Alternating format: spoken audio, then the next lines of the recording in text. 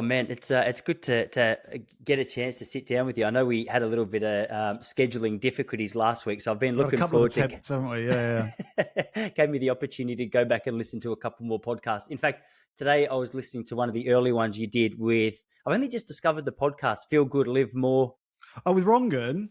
from back in like Yeah. 2018. I think it was an older one, but I've listened to a couple of his podcasts and really enjoyed it. And I thought I'll just Google your name and see if there's any other podcasts that I might have missed, just so I could make sure I was on the right page. And I listened to that today. I was doing a little stretching session here, and I thought, oh, that'll be some background conversation to listen to, and it was really enjoyable. It sounds like you guys might have had a bit of history. You sounded like there was a bit of chemistry in the room. You got on quite Oh, well. he's a good mate of mine. Yeah, yeah. So it's all good.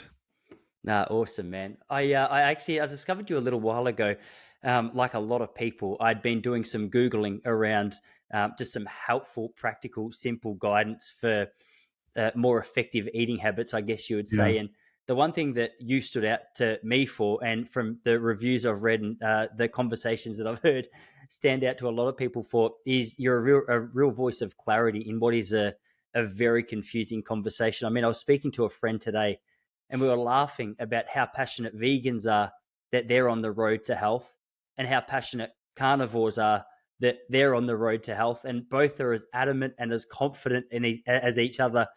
And I'd heard a bit of your story that you were a vegan for 20 years and it worked quite well for you during the time that you were, practicing veganism.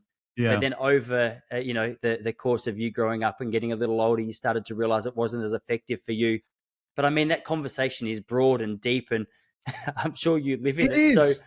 Well, you know what? Here's an interesting thing, right? You when you look at all of these different diets, whether it is a vegan diet, whether it's carnivore, whether it's macrobiotic, whether it's a raw food diet, whatever, all of these, yes, there is that absolute hardcore tribalism, but also you see these amazing stories of people having dramatic health improvements from following them. But if they're so dramatically different from one another, which of them is right? And they all absolutely claim that they're the one that's right. And even though they're so dramatically different, they're all achieving these incredible results. So what gives? What's going on? Well, there's one single factor that unifies every single one of these approaches, yet no one likes to talk about that because it takes the kind of exclusivity and sexiness away from their particular approach.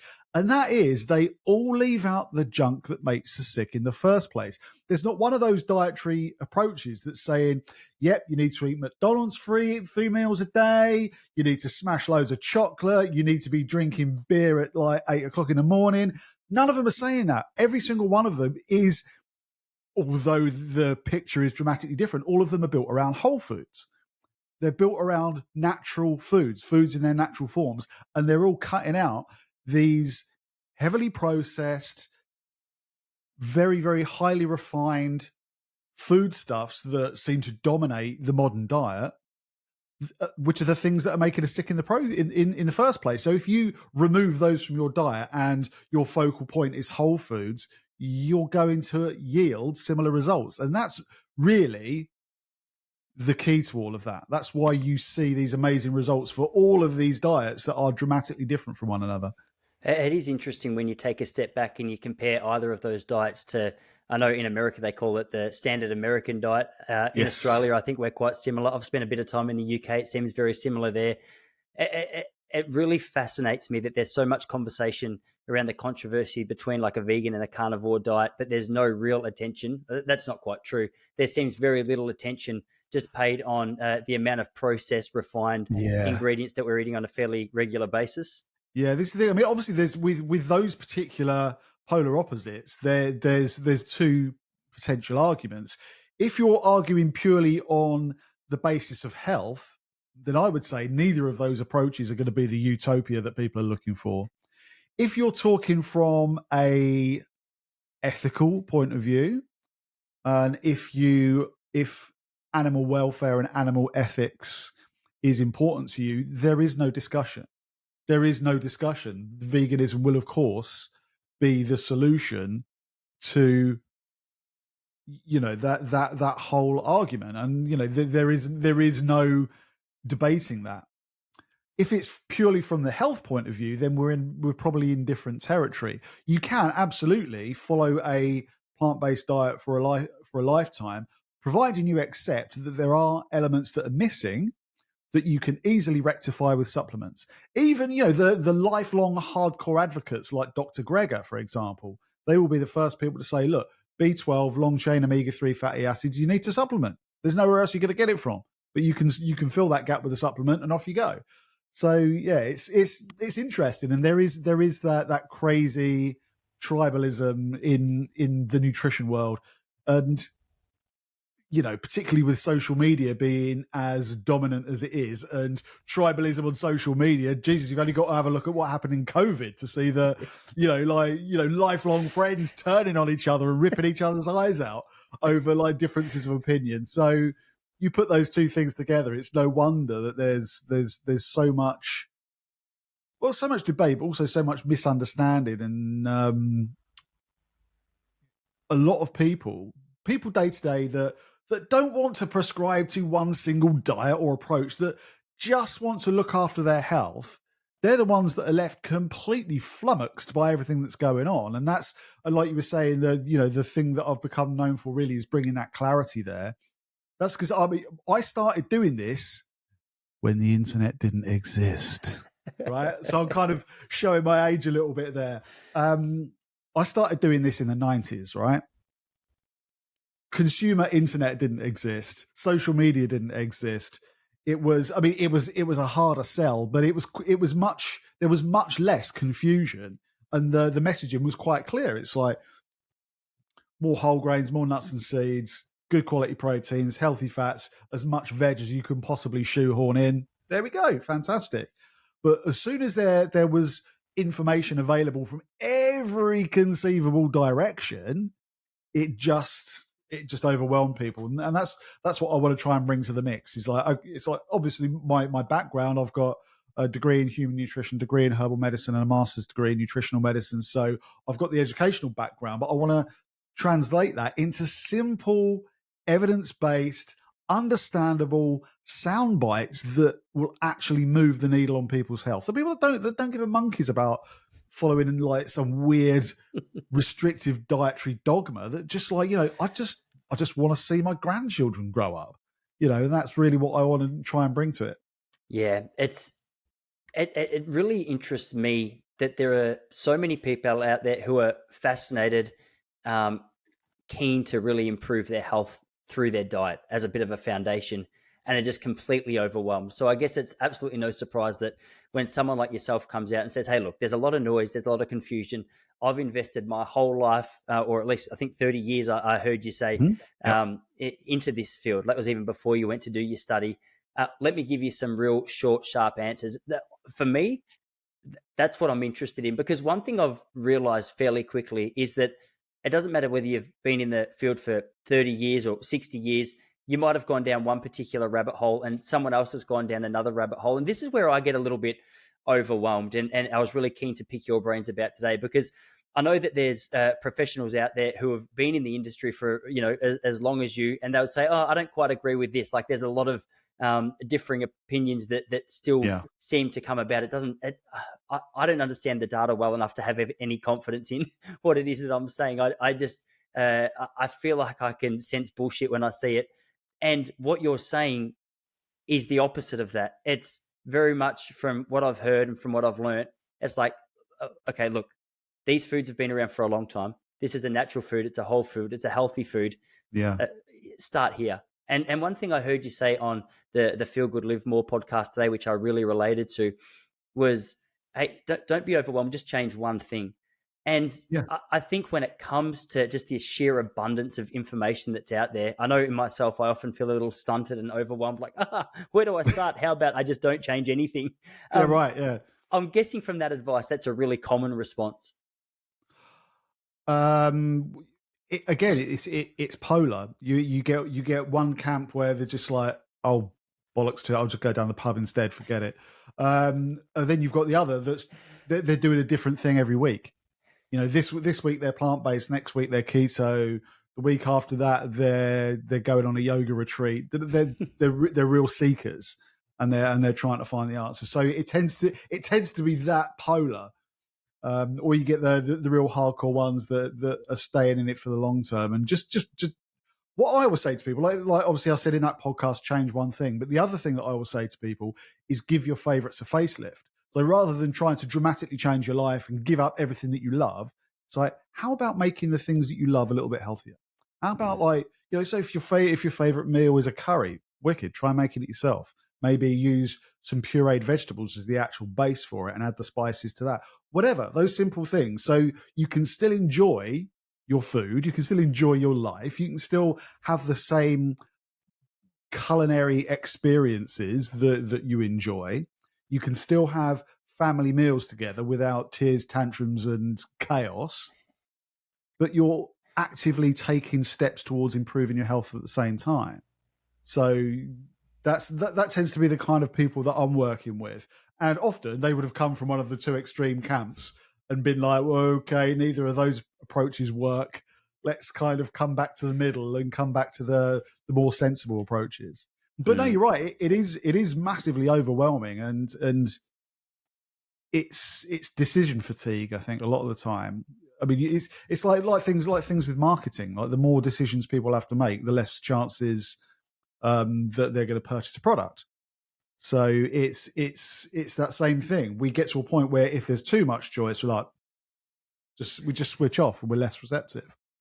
Yeah, it was interesting. I was a vegetarian for about 7 or 8 years, and mine was probably more ethical. Though I'd been listening to a lot of Rich Roll's podcasts and had heard about how much, as an ultra endurance athlete, I've always enjoyed long distance running, how much that vegan diet worked for him. And I thought, okay, well, and I hadn't done too much research and I hadn't really listened to too many other people. And I thought, oh, well, if veganism is working for him and he's an ultra endurance athlete and he seems to be going quite well for his age, maybe it's something that I venture into. And I think I justified it a little more, or my crutch to it, I guess, was the ethical thing. I was a real city boy. I'd never really lived on a farm. I'd never had to kill any animal. All the animals that I'd eaten had been bought down at our local supermarkets. Yeah. And I'd never seen the process. And I had a conversation with my brother-in-law who lives in Oregon in the United States, a really keen hunter.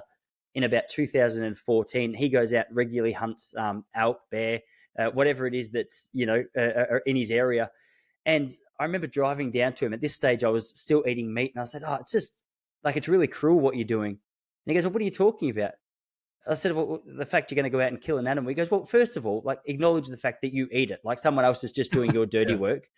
Second of all, and this is something I've noticed a lot with people who hunt, and potentially going down a little bit of a different rabbit hole to where we should, but a lot of hunters that I hear speak about the hunting and the production of meat with far more respect than I think what you're going to see on a supermarket shelf, from the way that it died in a natural state, especially if they're good hunters. One thing my brother-in-law is passionate about is refining his craft, refining his shot so that it's a really quick death, which I think is a really good point. But then beyond just the respect that it sounds like he shows, I mean, I speak to him and he sounds as though he respects the animals as much, if not more, than what so many vegans and vegetarians I spoke to for so long did. But the other thing that I respected about his particular approach was it just seems to be a natural way to live. And I know this is very subjective, but I watched one episode of Alone, that US show where they get dropped off on the wilderness. Say, okay, how long can you survive? And no one was there going, all right, I better plant a blueberry bush. Their first instinct was, I've got to find fish, I've got to find an animal. And that was a trigger point for me. For me, I think I've just lived a relatively sheltered life and haven't seen how people have lived for so many hundreds of thousands of years. Yeah, you think about what was the dominant pattern throughout human evolution. It was hunter-gatherer, wasn't it? In one, to one extreme or another. I think obviously there was variation dependent on where these particular tribal groups were located. So obviously if it was sort of Europe or Africa or Asia, there's going to be a lot more abundance than if it was Antarctica. But still, there was only one choice. It's like you eat what you can find. They're not exactly going to be able to nip down to Tesco's.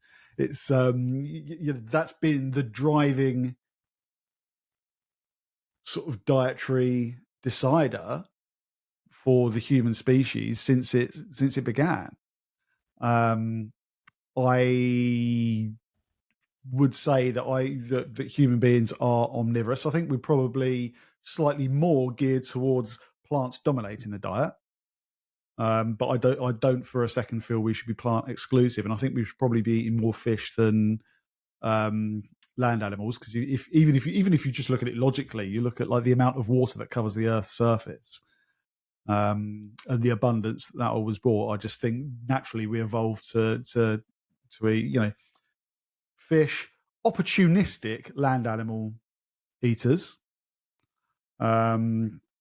roots, leaves, berries, those kinds of things, which, lo and behold, comes back to that whole food diet. Yeah. The reason it works so well for us is because that's what we're designed to eat. When it comes to the conversation around fish, this is an interesting one to me, because you scratch the surface there a little bit, and I've heard this quite a lot recently. I'd love to hear your thoughts on it, and I'm not sure whether this is just more of an Australian problem and our oceans, but I've heard a lot of concern around the mercury levels that are in the fish and some of the neurodegenerative, if I've said that word right, impacts that an overexposure to mercury can have. Is there any validity to that claim? Is it overhyped? Is it? Well, of course, excess mercury can be an issue, but here's the clincher. I had this conversation with Professor Joseph Hiblin. He was like head of nutrition at the World Health Organization for a while. He'd done a lot of work with long chain omega-3 fatty acids and brain development, mental illness, also how dietary composition affected reoffending rates in reformed prisoners. Some very interesting work that he did. So one of the global leaders on long chain omega-3 fatty acids and human health. Long chain omega-3 fatty acids predominantly found in oily fish and grazing cattle. I asked him about this, and he was like, very easy response. Next time someone asks you about the mercury issue, ask them if they live within 30 miles of a road.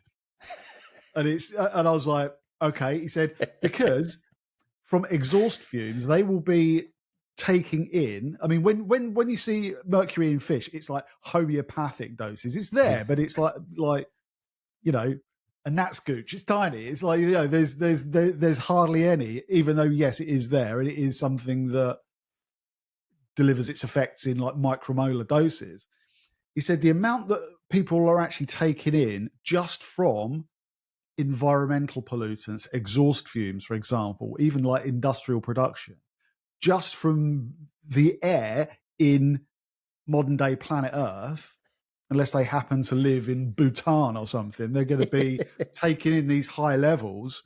That's going to be, in one day, they will consume more than if they ate fish for 3 meals a day for an entire lifetime. So it's like, yeah, absolutely, it's a problem, but unless you're planning on colonizing Mars anytime soon, you're not going to escape it. But the consequences of not getting enough long-chain omega-3 fatty acids far outweigh any potential issues that those levels of mercury may bring. Just things like low-grade subclinical chronic inflammation, which is the key driver of cardiovascular disease and is part of the pathophysiology in the development of type 2 diabetes, which is linked to Alzheimer's, which is linked to absolutely cancer instigation. That's one thing. Then the neurological development, so fetal neurological development, and 1,000,001 other variables that long-chain omega-3 fatty acids control. Not having enough of those in the diet is way more harmful than a potentially small bit of mercury which your body is able to deal with. And if you live in a city, then don't even think about bringing that argument to the table, because like basically your lungs will basically be like filled with mercury. That is such a great response. This is what I mentioned, or this is what I meant when I said you scratch the surface a little bit and you realize how much you don't know. I've heard that argument so many times, and not once have I heard someone mention living within 30 miles of a main road. It's the lifestyle factors is something to navigate. And I wonder what it is about people that find the conversation around the exposure of mercury through fish such more engaging conversation or an interesting conversation than addressing what's in their front yard. Perhaps it's easier just to cut fish out than it is to move out to the I the outskirts of think town. everyone likes a bogeyman, and particularly in the nutrition and health world, everyone likes a bogeyman. I mean, my God, you speak to some people and it's like, if someone brings gluten into their house, they need to call a priest. It's like, this. There are these particular elements in our diets that people can really get passionate about why they're bad, usually with virtually no understanding of the complexities of the subject. Now, there's a shock. It's just, it's just part of that tribalism. It's just an extension of that tribalism. Some things I think are a genuine cause for concern. Excess sugar, probably a bad idea. Refined seed oils, sunflower oil and margarine and that kind of stuff, probably a bad idea. Obviously, don't go out of your way to consume mercury. Absolutely horrific for you. Are you going to feasibly ever going to be able to avoid it? No. Not unless you spend your life wearing breathing apparatus. So if that's the case, and you know that there's a detrimental impact of not consuming those kinds of foods because other things that they contain, why would you roll the dice that way? It just doesn't seem to make sense to me. Obviously, what people do what they want, but that's where it comes from. It just comes from the fact that people love a bogeyman. There's the tribalism. Something at one point in history regarding that conversation resonated with some specific personal bias, belief, worldview, or whatever. Because there was that resonance there, all of a sudden that rabbit hole was the one that they decided to go down, and there you go. It's like the recipe for that kind of strong polarizing view, and it's important, especially like from the perspective of a scientist, you remove yourself from all of that. You allow yourself to be completely a blank canvas. It's like, what does the evidence say? At the minute, the evidence says this. If in 2 weeks' time the evidence blatantly, strongly shows something else, that's the message I'll give. It's just like, okay, so the evidence is now going in this direction. But that doesn't get the clicks, does it? That doesn't get the click-through rate. That doesn't get it doesn't get the likes. Doesn't get the algorithm juicy. And that's the thing. That's the other thing that we're up against as well. Because there's so many voices and so many people kind of trying to forge careers and trying to get attention. Let's be honest, we are in an attention economy, especially working online. That muddies the water as well. And it's very easy. I mean, it's no wonder that there's so much hysteria around so many subjects, whether we're talking food nutrition, whether we're talking politics, whether we're talking self-identity, all of these things that are creating these incredibly powerful, polarizing, passionate arguments. So much of that has come from the fact that we have this attention economy. People are doing things to manipulate algorithms, to manipulate human psychology, to drive action in terms of clicking things and reading things. You put that all together in a time where I don't think there's ever been another time in history where it's kind of like the tale of two cities, isn't it? Best of times, worst of times. Like we have such abundance in so many ways right now, but we have such a high, intense level of insecurity and fear. You kind of bring those polarizing arguments using that kind of psychological manipulation in environments where it can be instantly accessed, then it does create these very, very extreme views. It's there's evidence of that in every aspect of our lives now. So it's no different from any of these other polarizing arguments. I don't think there's just these tiny little micro camps within it, and these kind of little tribes within tribes. It's a funny old world. Yeah. During the 90s, there, man. It's good. It's good. I really enjoyed that take. It was interesting during the 90s. I grew up in I was born in 87. I grew up through the 90s and have vague memories of, because I was a relatively health conscious young kid, probably bordering on the line of like obsessive compulsive. I mean, with whatever I did, but especially specific regards to sort of food and things that I was eating. But one thing that I got absolutely sucker punched by as a young guy was thinking I was eating really healthily by eating a low fat diet. And my kitchen cupboard was filled with 97% fat free fruit bars, muesli bars, cereals. I was drinking juice. I had, and I've got the fillings to prove it. I had probably the worst diet you could imagine. I look back and I think, oh my gosh, I didn't know what I didn't know. And I thought as a young aspiring athlete, I was doing the best thing for my body. And then I look back now, 36, and I go, hang on, it was fairly obvious to me even now, or it should have been obvious to me even then, that highly processed diet wasn't optimal by any means. Do you think at the moment, I've heard some talk around like butter coming back and maybe the reverse side of the situation I just explained.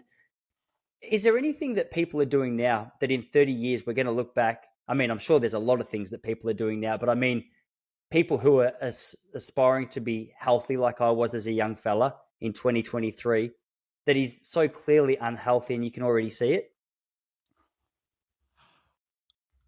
Kind of going back to the rise in veganism, the vegan meat alternatives and the the weird fucking bionic burgers and all these other kind of things that are out there that are not food by anyone's standards. Those things are awful. You may as well be straight back down to McDonald's. That's going to be better for you than that rubbish. I think that is going to certainly prove to be problematic. I think maybe people go in too far the other direction. It's like, yeah, we've kind of figured out that we probably shouldn't be going down this ultra low fat, which basically will end up being high sugar, highly processed direction. And we should be embracing natural healthy fats like butter and olive oil and avocados and all that kind of stuff. But some people have basically used that as like a hall pass to just go mental and live on bacon and cream. And it's like, cool, you might, you might fit into clothes that you've not worn for 10 years, but in the next 10 years, it won't matter because you'll be dead. So it's just like, there's some very, very extreme responses to some of these changes. People love good news about bad habits, don't they? It's just like, it's like, what you mean? I can just live on bacon all the time? This is great. I mean, they'll love it. I think it's, those are going to be the two big ones for me. I mean, certainly the heavily processed plant-based foods. I mean, it's a no-brainer that the more minimally processed whole plant foods you incorporate into your diet, the healthier that your diet's going to be. There's going to be more fiber. There's going to be more micronutrients. There's going to be more antioxidants and protective phytochemicals and all of these fantastic substances that plants bring. That's a no-brainer. What is worrying is when the diet is white rice and fake chicken with some kind of dirty sauce with it. It's like that is a fast track to type 2 diabetes, to some pretty serious issues. So in my opinion, those are the two extremes. So, when people talk about the keto diet can be very, very good if you're not living on bacon and cream. Instead, you're having like beautiful, naturally fatty cuts of meat and nuts and avocados and olive oil and all that beautiful stuff. When it's done with whole foods, when it's done with natural eating patterns, fantastic. As soon as you start using it as a way to incorporate bad habits again, then it's going to be destructive. So I think any deviation from that simple message of like, just get back to basics, just get back to whole foods, is always going to prove to be problematic. As problematic as was that same messaging that absolutely dominated things in the 90s. I mean, I was I'm 10 years older than you there, so I was a 77 baby, and particularly in the 80s, there was a hardcore low-fat message. That was when all the kind of certain breakfast cereals that are apparently special were kind of dominating the airwaves and the adverts, and there was always these svelte, scantily clad women that have just walked out of a fitness class and then go and have their bowl of cereal, all of that kind of messaging around this low-fat movement. And it was the biggest public health cock-up in history. It was the biggest driver of degenerative disease that we've ever seen. It caused more deaths than cigarette smoking ever would, caused more deaths than alcohol abuse ever would, caused more deaths than physical inactivity ever would. These dietary patterns, I mean, if you look, I don't know what the picture's like in Australia. I mean, I know the standard of healthcare over there is in a different league. I mean, I've got family in Fremantle, although I've never set foot in Australia. It's on the list. But I know the standard of healthcare is just another world. I mean, we are screwed in this country. Like, as wonderful as an idea the NHS was, it's just buckling under the pressure now in a multitude of ways. The biggest drains on it are type 2 diabetes, obesity, cardiovascular disease, and preventable cancers. And what are those related to? It's the lifestyle. And that's not pointing the finger. We are in an environment, certainly here, where the quality of food is generally very, very poor. The quality of life is generally very, very poor. People are struggling a great deal financially, which curbs their choices as well. So it's not that I'm saying people are at fault, but there's no getting away from the fact that those conditions and those issues are being driven by our lifestyles. And diet is the main part of that. When we were told to abandon the fats and reduce meat intake and reduce any sources of fat, and instead, one, consume like the heart healthy vegetable oils like margarine and your kind of crisp and dry type oils to fry your food in, and build our diets around starches, that literally threw petrol on the bonfire of chronic disease. That was what started to drive this increase in cardiovascular disease and obesity and all the rest of it. So I think I think those kind of things are going to be just as detrimental personally. Yeah. One of the most memorable moments I had around just the lifestyle factors and the food that we eat was in 2015. I spent a month in Nepal. I went through the Himalayas to base camp, and along the way, we were stopping by just random villages. And I mean, there was a lot of potatoes, there was a lot of rice, there was a lot of stuff that each village was growing or getting dropped in from not too far away. And I thought, as a friendly Australian with a bag full of sweets, I had a Mars bar. And I remember going up to one of the young kids there. Oh, there was a group of young kids, and they were all very friendly. And I said, hey, I've got a treat here for you. And they were really excited. And I took it out, and one kid took a bite. And I'm not kidding. He spat it on the ground. And the reason his mum explained to me, she goes, it's too much. Like, it was too sweet. And it stuck with me because I thought, what 6-year-old kid in Australia would be given a Mars bar and spit it out on the ground because just the flavor was so foreign to him. It was something that he just wasn't used to and not interested in it. It really shocked me. And then you look here, and I mean, I've seen the ads that you're talking about, and every now and then, again, if I go down a YouTube rabbit hole, I mean, some of those ads that you described actually make me think, you know what, maybe I will go back and get a box of Fruit Loops if I can look that good. Maybe it's worth it, despite my better judgment. But I mean, it's amazing what a 6-foot lady with blonde hair and a good bikini can do to what you know. Our rational thought goes out the window, right? Yeah. It's very interesting, but you're right. It takes a certain amount of humility, and it is very tribal, and there's so many strong voices in the subject. And I was really curious to hear a little more of your story, because if I'm not wrong, I think you said you were a vegan for 20 years in the podcast I listened to today. And then I'm not sure what you would call your current diet, but could you explain that journey a little bit? It's just a whole foods diet. I mean, I obviously, you know, as soon as you get past that 45 point, it gets a lot harder to kind of keep everything ticking over. Do you know what I mean? I don't know what you mean. I've got 9 years to go. You still got another 10 years, you gits. Don't rub it in. You know, you're 35 or 36. You're going to be flying at the minute. So my current diet is, I'm quite a fan of carb backloading. That works for me. So the average day would be like some scrambled eggs with spinach and red onion and a bit of feta cheese for breakfast. Lunch would be like a massive salad built around some kind of protein. So usually chicken or fish, and it's a dead salad, so like baby spinach and peppers and red onions and olives and all that good stuff. And then in the evening, and then I usually will do a session with my PT about 3-4 o'clock in the afternoon, and then in my evening meal, that's when I'll kind of have my carbs. I'll have like like a great big mound of sweet potato wedges and some kind of protein and loads of green vegetables. So it's just whole foods. It is much more protein centric, because when you get to middle age and beyond, maintaining muscle mass is of vital importance. Sarcopenia is a serious issue in older age. So if you start maintaining muscle mass when you get to your 40s, when you're in your 60s, you're going to be glad that you did, because obviously muscle mass will start to decline from the age of about 30, 35, 38. It will start to reduce unless you're consistently resistance training and you've got a good high protein diet to actually support that. And that can be plants, by the way. You don't feel that I'm saying it's got to be meat.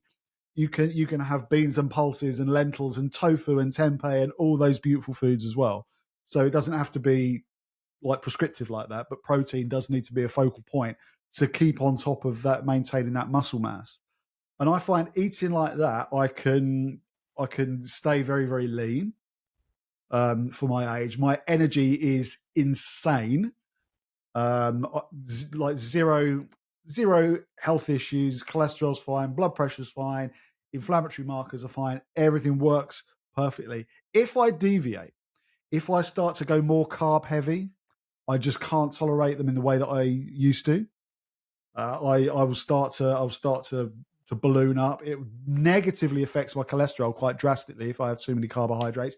But on the flip side, if I cut them out completely, then I crash and burn as well. So there's that kind of middle ground, and I find that backloading them after a workout actually enhances my insulin sensitivity and the way that my body uses the carbohydrates in the healthiest possible way. It's just what's working for me at the minute. And I kind of find that our needs will change considerably at different stages of life. To be fair, when I was vegan, I was in my 20s. In your 20s, you can basically live on you can live on pizza and beer and all the rest of it, have 2 hours sleep, then get out of bed and go to work. Yes, come on. You try to do that shit when you're 45, and it's just like it'll take you a week to recover just to get out of bed. So different stages in our life, we need to obviously approach things differently, and that's something to always be aware of. You'll find that as you move into advanced years, like late 60s into 70s, appetite will start to change, and you'll need to look at fortifying the diet in different ways then. So it's something to always be aware of, that needs will change across the lifespan.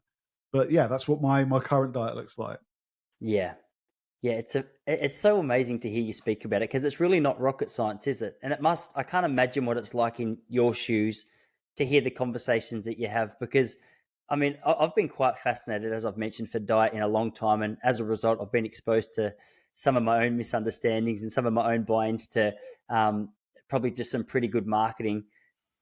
But now when I speak to a number of friends who are, I've got one of my good friends in particular, he's been saying for a long time, he knows he needs to work on his diet.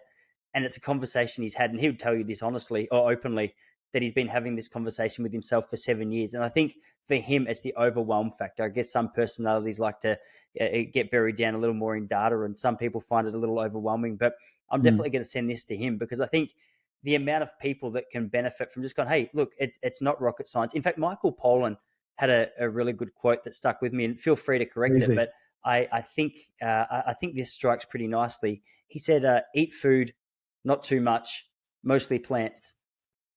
That's exactly it. Yeah. And it just seems like a really good... There's a couple of slightly cheesier ones that I use. I mean, they are a bit hammy, but they sum it up perfectly well. The first one is, if it ran, swam, grew, or flew, then eat it. Everything else leave behind. That's one. That's a good one. And then another one, which is even cheesier and probably a grammatic disaster as well, is real food doesn't contain ingredients. Real food is ingredients. I mean, yeah, It's a great probably point. it is. I mean, it sums it up perfectly, even if it does completely bastardize the English language. But See, that might say more about me, because to me it sounded like a really good phrase that should have no questions asked about it. So for you, in your 20s, you were like, even when you were doing your vegan diet, were you doing the vegan diet that you sort of laughed at, that we're going to look back at in 20 years of today? You were just, you were still doing a whole food vegan whole food diet? plant based, yeah, Mm. yeah. Okay. And Because yeah, firstly, there wasn't those options available. I mean, like you go to like a vegan section in a health food store, and it's basically like flavored tofu. That'd be like as far as it went. All of these weird and wonderful meat alternatives didn't exist. They just didn't exist. It was still a very, very fringe thing, veganism at that point. And I would say some of the information was better. Do you know what I mean? Because there wasn't as much of it. It was actually coming from better sources. And yeah, my diet was fruit, vegetables, nuts, seeds, whole grains, and legumes. That was it. And so I think I've been lucky to actually build that healthy foundation. And I got into nutrition when I was 15 and and then I started working in the industry when I was 16 when I left school. So I went straight into it and been into it ever since. So I think I was lucky that I found it that early and was able to build those foundational habits. But for people that are new to it, that are closer to our kind of age, they're going to go through some real changes when they make some of the key changes. When you're consistent with a good whole food diet, things will just change in layers. You know, the superficial things will happen first. Your sleep will improve. Well, not that better sleep is superficial, but your sleep will get better. Your energy levels will get better. You start to notice your skin brighten up a little bit. But when you start to get the cognitive changes, and when the health of your brain as an organ and a system improves, your insight into things will improve, because it's like the processor has been upgraded. Do you know what I mean? It's like your ability to understand the complexities of things will change, because that system that is responsible for making sense of that information is working in a far better way. So when all that stuff starts coming along, you start to really realize how much of a profound impact healthy habits will make on your life. And I think once you experience that, there's no going back. this is one of the conversations that the bloke that I just mentioned before, I've thrown him under a bus a couple of times, but I caught up with him during the week, and he was saying, so just for a little bit of context, he's got two kids. One of them's about to go and do sleep training. These guys are getting such poor sleep at the moment, absolutely terrible. Both managing, him and his wife are pretty much working near or thereabouts full time. Their, their situation sounds like an absolute nightmare at the moment. And we caught up for coffee, unsurprisingly, the other day, because it was 11 a.m. and we both had two kids, and coffee is just a regular ingredient that we take part in. It's essential, yeah. It's essential. But one thing he said is that the week before we caught up, he goes, I reckon I had the worst diet week that I've had in 15 years. And he said that for him, it was like a comedy of errors, or a snowball effect, where his boy woke up and they were up at 1 a.m. most nights till about 3 or 4 a.m. He said, I was exhausted, so I got lazy. So rather than having anything good, I just ordered pizza, and that turned into a follow-up effect.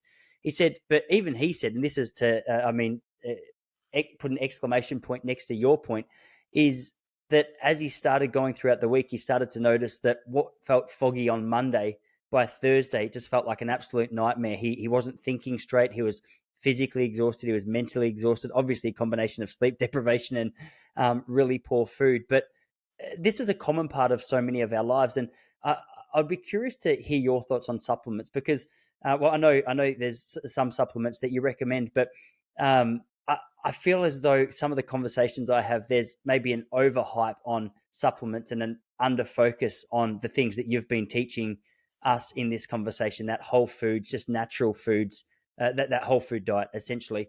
I guess as a start point, there's two questions there. What are your thoughts on that? Is there an overhype on what supplements are capable of doing without a focus on this other stuff? Or are they really that good in a world where I've heard a lot of the soil is undernourished and we're just not able to get even the best nutrients from the so-called highest quality food. Yeah, it's a very interesting subject, this, and ultimately, I would just say to people, a supplement is a tool. You know, if you think that it's going to replace a healthy diet, then you're massively wrong. It's something you do as well as.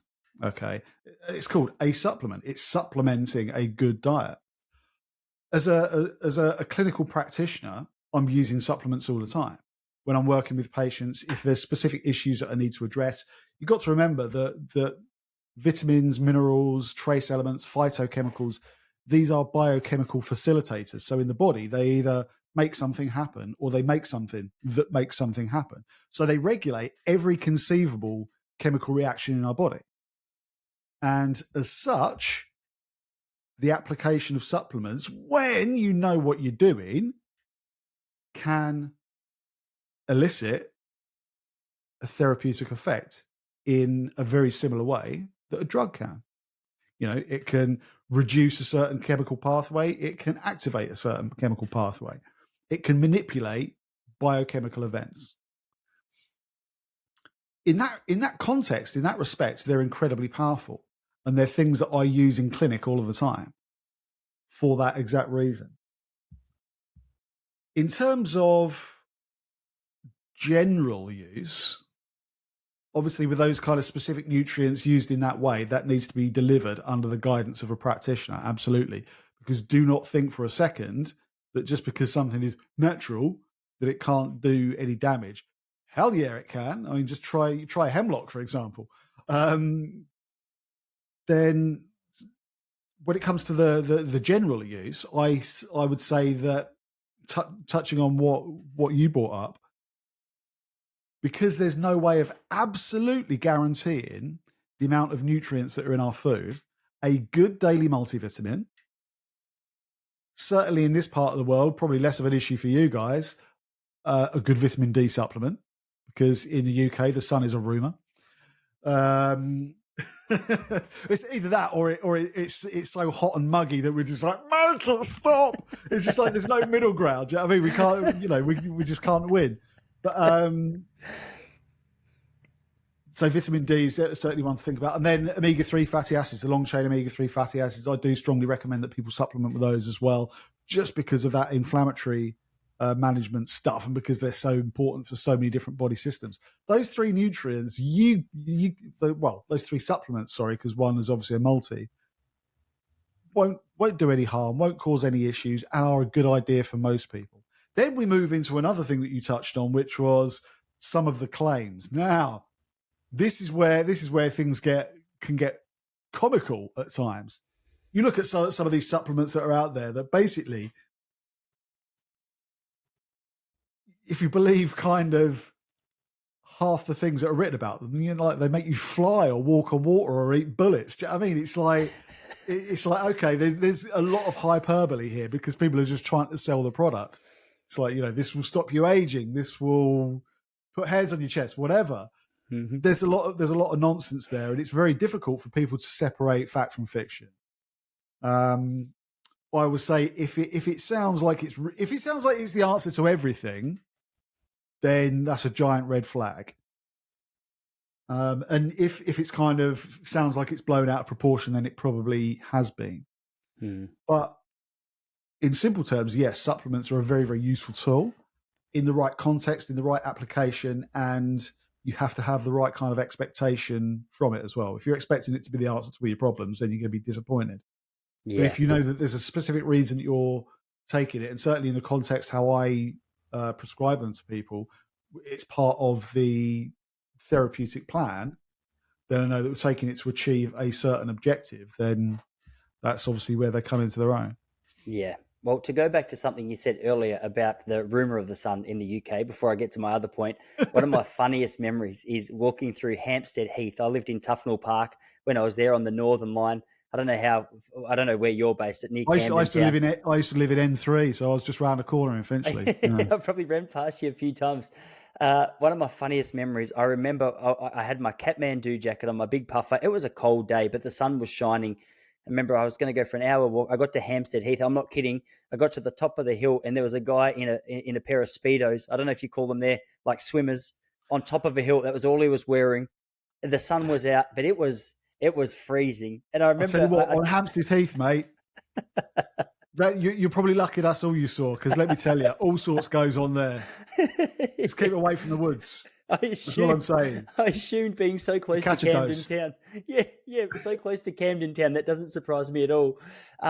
The other thing I wanted to say was I had a company, I won't name them just for their own sake. It's a big company, not that it'd do them any damage, but they reached out asking if I would do a review of 3 of their products. And I said, I'm really interested to try it.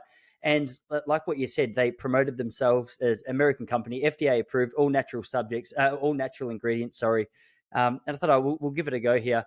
And then it was a little bit of the, hey, we'll be able to bite through bullets approach that you just said there. I felt as though some of the containers were ticking 16 different boxes. And I thought, this is a magic pill. And I actually emailed them back today because I said, because they were offering a nice amount of money. So it made it very tempting just to do a review. But I thought, okay, I'll tell you what I'll say in the review. You let me know if you're still happy for me to do it, because I want to be honest and I also want your money. But it turned out they weren't honest in the review that I was going to offer it, so they left it. But it seems like one of those industries that it took discipline for me not to take the offer, because when money's being thrown around, it's amazing what you can get someone to say. So I never know. And I read a number of the reviews online, and I don't know how many of these other people were being paid, but there was a lot of really high praise being sung about this company. I thought that's purely anecdotal, obviously. One of them was asleep. You know what? It's kind of sketchy. There's 2 sides with the supplements industry. There's that kind of slightly more nefarious side. I mean, like, diet ones are the worst. I've been offered 6 figures to get involved with diet companies, and I've just told them to piss off. It's like, look, I would have said yes, 100%. Yeah, it'd be like, you know what? It'd be kind of great for a while, because there'd be a bit of money there, but that's not one. That's not my motivation. 2, there's plenty of ways to make money, honestly. Mm-hmm. And 3, the validity of my position in this industry, the position that I've come to be in, the trust that people have in me, and that sort of clarity and neutrality can't be bought. There is no price. There is no price. Even if it's 7 figures, it would still be the same answer. It's just like that. Nothing is worth selling your soul. You know, there's nothing is worth bullshitting people, lying to people, giving people false hope. Because, you know, a lot of the people that come to me are people that are really, really in a bad way. People that are really sick. It's not often that someone's like, I just want to lose 10 pounds. Like, you know, they don't come to me for that. It's usually people that are in a really, really bad place. And I would not be able to live with myself to lie to someone in that position just for money. That's like, you know, I mean, karmically, that's like, it's a horrific thing. So there is a lot of that happens in the supplement industry, and especially for a lot of the influencers. And you know what? I don't blame them. When I was 21, if someone come along and was like, you know, here's 150 grand to tell people how wonderful this is, I tell you what, I'd be tempted. I mean, because like at that age, how often are you going to see that amount of money in one hit? So you can kind of understand it, but that kind of influencer-facing side of the supplement industry is quite nefarious for that reason. But then you've got the other side, okay? Then you've got the kind of people that are producing supplements that you will find on sale in health food stores. So I used to be technical director of a company called Viridian. That's over here. So I was like involved in formulating some of the products and some of the educational pieces. These kinds of companies are so ethical in the way that they do things. They are the first people that when someone gets on the phone, it's like, will this help me with that? It will be like, no, it's not going to help you. They will be the first people to give these people the answers they want, help them to find the right kind of practitioner, the right kind of guidance, be absolutely crystal clear about what the product will do, what the product won't do, its limitations, that will do things so ethically. Those are the kind of brands that you can always trust. So that's one of the pieces of advice that I would give people. It's like, you know, if you're interested in supplements, Go to your local health store. Don't just buy some random shit off the internet. Go to a health store. You can talk to someone in that store. You can get guidance. These people in the store aren't on commission. They're just, they're people that are trained about the products that are in there. They can give you advice. They're not, there's not a bias there. It's just like, this one does this helps with that. That's a problem. That's not. You can get that kind of information, and that side of the industry. One, they're the brands that have been around for the longest. Two, the heart is in it. And these things are done from an ethical point of view. There are a lot of people that have jumped on the, especially because there's so many opportunities with the internet now, that have kind of jumped on the e-commerce model, and they're like, oh, what's one of the highest growth areas in e-commerce? Oh, it's wellness and supplements. Let's kind of have a little piece of that. And using all of the methodologies that we spoke about earlier, things that get the algorithm juicy, things that buy into those elements of human psychology that drive certain responses and certain patterns of behavior. That's kind of where it comes from, and it's understandable that people do that. But I would really like to drive that message home, that if you actually give a shit about your health and you're doing this because you really want results and you really want things that make a difference, go to the health food store, go and see those kind of brands that aren't marketing themselves all over social media, that aren't using, some muppet from Love Island to promote their products, that are just actually doing things for the right reasons. That's where you'll get the highest quality. And I'm not going to lie, sometimes they might be a little bit pricier or whatever, but they're things that are done in the right way. Although saying that, you see some of these online things, and they can be hideously expensive. And that's not to say, I think it's really important here, on the flip side of that, that's also not to say that a lot of these brands that are based on online marketing are all terrible as well. A friend of mine, Alyssa, has an amazing supplement, like a women's supplement brand, and their main model of marketing is social media, but it's just their marketing. They're not paying anyone else to talk about the product. They are talking about the product, and that's a different thing. It's difficult, and some of these people are very good marketers. You've got to get a good marketer, a good creative, a good copywriter, and you could sell ice to the Eskimos. But if you want that independent advice, go to an independent store. Yeah. This next question, I'll give you one more. Could perhaps be a conversation for another podcast for another day, because I imagine this runs far and wide as well. But someone's listening to this, they're like, all right, I know what I need to do. It's whole foods diet. Tomorrow I'm going to go down to the supermarket. I'm going to get all the fruits, all the vegetables, and get started there. Does it matter? Should it be organic? Does it not matter if it's organic? This question comes up all the time. I would say to people, it really depends how far you are on your journey and what your current diet looks like.